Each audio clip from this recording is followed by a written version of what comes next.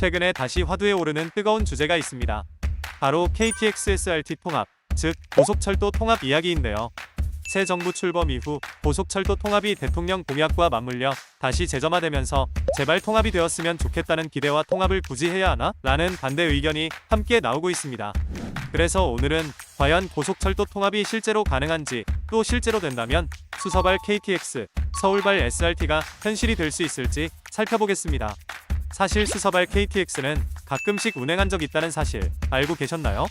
현재 SRT를 운영하는 주식회사 SR이 보유한 차량은 총 32대뿐인데 이 중 과반이 코레일에서 임대한 차량입니다. 그러다 보니 사실상 코레일 의존도가 매우 높은 상황인데요. 하지만 SR에서는 이런 적은 차량으로 더 많은 곳을 운행하고자 하니 차량이 고장 날 수밖에 없겠죠? 이런 고장에 대처하기 위해 1년에도 10대 정도의 KTX는 수서역에 진입하고 있습니다. 그러면 수서발 KTX는 당연히 가능하다는 건데 왜 아직 실행이 옮기지 못하는 걸까요? 한 줄로 요약해보면 높으신 분들의 정책 결정 때문입니다. 당시 이명박 정부 시절 코레일 독점 체제는 비효율적이다, 경쟁사를 도입해야 한다는 논리가 힘을 얻으면서 사실상 이때부터 KTX와 SRT의 분리가 시작되었다고 볼 수 있습니다. 애초에 수서평택 고속선 자체가 코레일이 아닌 제2운영사를 위한 노선으로 설계되었기 때문에 수서역은 처음부터 SRT 전용 출발역으로 자리 잡게 되었습니다. 이후 박근혜 정부 시절 국토교통부가 SR을 설립하고 경쟁 체제를 공식화하였는데요. 하지만 정권이 바뀔 때마다 통합 논의가 반복적으로 등장하면서 혹시 다시 통합되는 것 아니냐는 기대가 일었다가 결국 무산되었고, 이후 현 정권에서 본격적으로 다시 재점화되었습니다. 현재로서는 통합 반대 의견보다 통합 찬성의 의견이 더 많게 나타나고 있는데요. 이 부분도 간단히 살펴봅시다. 찬성 측은 요금 인하, 좌석 확대, 환승 편리성 등을 강조하는 반면 반대 측은 경쟁이 사라지면 서비스 질이 낮아지고 요금 인하 효과도 크지 않다고 지적합니다.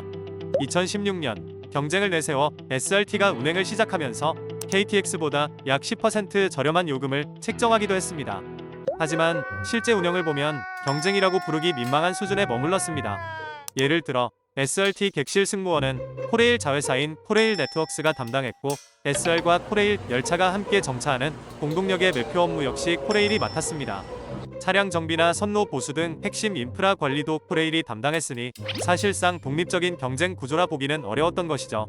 이와 함께 지난 2022년 12월 KTX 및 SRT가 운행하는 통곡터널에서 전차선이 단전되는 사고가 발생했고, 이후 얼마 지나지 않아 SR은 코레일과 결별을 선언한다고 발표까지 했는데요. 하지만 여기서 코레일은 그동안 빌려준 열차부터 다 내놓고 얘기하라며 이전까지 SR이 코레일에 적극 의존해온 모습을 살펴볼 수 있었습니다. 이 사건 이후 SR은 코레일 의존도를 줄이겠다며 독자적인 차량 정비와 운영 조직을 확대하려는 움직임을 보였지만 차량과 인력의 대부분을 여전히 코레일에 기대고 있는 현실은 크게 달라지지 않았습니다. 여기까지 살펴보았으니 통합을 하는 게 더 괜찮을 것 같다는 생각도 조금씩 드실 텐데요. 일단 통합이 되면 고객에게는 어떤 부분이 편해질까요? 첫 번째로 매년 발생하고 있는 수백억 원의 중복 비용을 대폭 절감하여 열차 요금을 더 줄일 수 있습니다. 여기서 말하는 중복 비용이란 차량 보수, 매표, 승무 등 업무를 얘기합니다. 두 번째로 좌석 공급이 약 2만 석이 늘어나는데요. 이를 통해 항상 매진만 뜨는 SRT 대신 KTX를 이용해도 되겠습니다.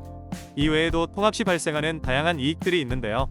우선 제대로 된 통합 전 교차 운행을 통해 수서역에서 KTX를, 서울역에서 SRT를 이용할 수 있도록 추진하겠다는 국토교통부 측의 설명도 있습니다. 이전까지는 코레일 측 노동조합과 SR 측 노동조합의 갈등이 있었지만 빠른 시일 내에 고속철도가 통합되어 국민의 열차 이용에 도움이 되었으면 좋겠습니다. 오늘 영상은 여기까지입니다. 구독과 좋아요는 영상 제작에 큰 힘이 됩니다. 시청해주셔서 감사합니다.